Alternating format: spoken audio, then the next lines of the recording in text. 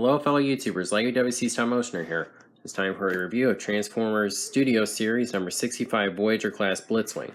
I'm really looking forward to this guy, as I think a lot of people have been. There was some debate with this figure because there was a promotional image shown with his head all white, and people were a little bit worried about that, and I was one of them. His jet mode's not completely accurate, but it's pretty close. Character description: really long and complex. Blitzwing silences Bumblebee. Okay. Transforms in 27 steps. Canyon attack. Awesome artwork. Voyager class. So yes, really look forward to getting this guy open. Prime versus Prime and Tauntaun Reviewer beat me to reviewing this guy, and I was okay with that. But then other people did because the pre-order was taking forever to ship out. He has these fuel tank. I'm not exactly sure what to call them, but either way, I was wondering if he was going to have those or not. Thankfully, it looks like he does, so he's way more accurate. So, let's get him out and take a look. That's not the Air Force. He's got his jet mode here, which, from what I've heard, is not completely accurate. This isn't ideal, and that's definitely not ideal, but it looks good from the top. I said I'm not sure if this is accurate or not. It's been a little while since I've seen the Bumblebee movie. I was worried that these didn't split because I saw them reviewed like this, but thankfully they do. It does split there, so that is a plus. And I said he has these, which I'm happy about. He stores his gun well. His voice box remover. Oh, that just kind of stores there. Cockpit opens. That's really nice. So the jet mode's pretty good, but the robot mode is really good. But first, just gonna have some fun, compare him with the Generations Blitzwing. And as a figure, I definitely like this Blitzwing more. I mean, the G1 Blitzwing, this is the traditional design. And compare him next to Starscream. Sorry, had to be done. So to get him into his robot mode, it's not too difficult of a transformation, and it's pretty fun, I'll be honest. So you want to remove these right here. The gun, it's interesting, there's a slot right here and a tab here. You just tap it on, it's pretty good. I like that they put landing gear on this. They didn't even necessarily have to put that in there. That just makes it more like an actual jet, though. We didn't even see him have landing gear in the movie, so it's pretty good. Okay, let's see here. This is probably the only part of the transformation that I find to be slightly annoying, but it's not too bad.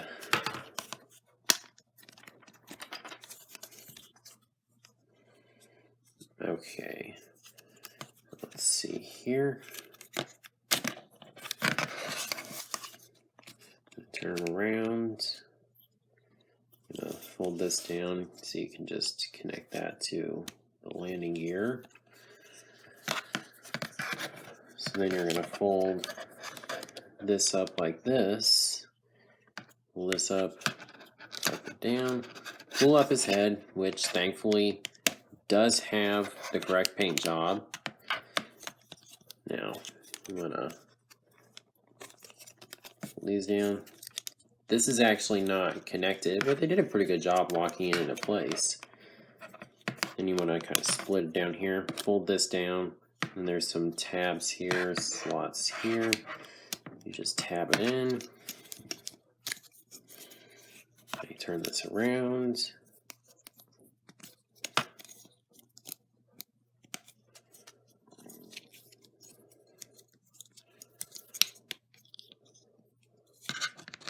Alright, now the arms, just fold this down here, like this, fold this up here, turn this hand, do the same here,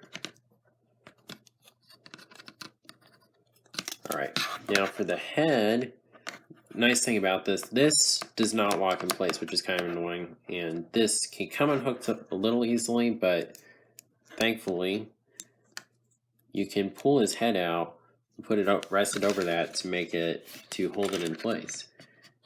Alright, so there we got him mostly in his robot mode. Just need to attach a few things.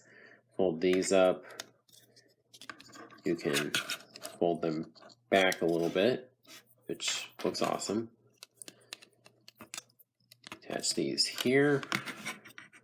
This guy's kind of hard to fit in the camera. Right, now interesting thing here, this hand is articulated, which is pretty nice. And see, there's a tab here. Just click there, and this goes into the hand. There you go. He can hold his gun, and this is nice. The gun's, has different colors on it, which is pretty neat. And then, of course, you can give him the thing you use to remove Bumblebee's voice box. Just attach that there.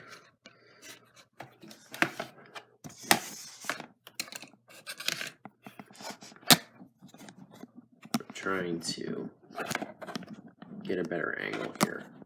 Dang it. This guy's so tall. Didn't plan this well. Okay, so another nice thing, I haven't seen too many reviewers do this, if any.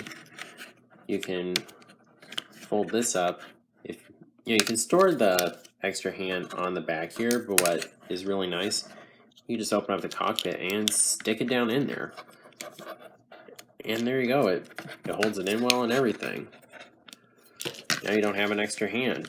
It just rattles around in there, but that's fine.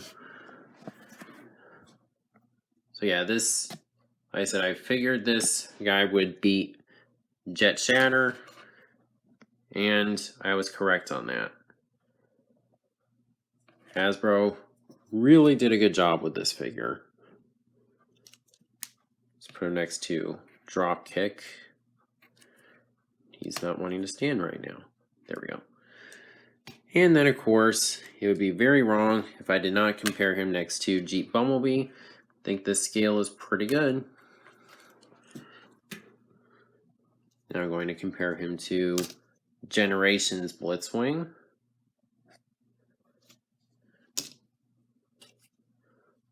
And Starscream from Earthrise.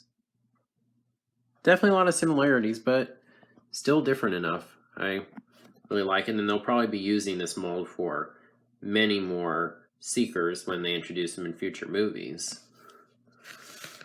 This guy is very, very well articulated. I don't show articulation in my reviews, but I can personally assure you he is very well articulated.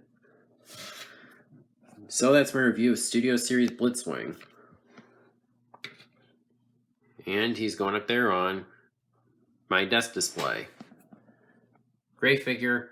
When you see him, get him. He's amazing. So if you like this video, please be sure to like, comment, share, and subscribe, and God bless.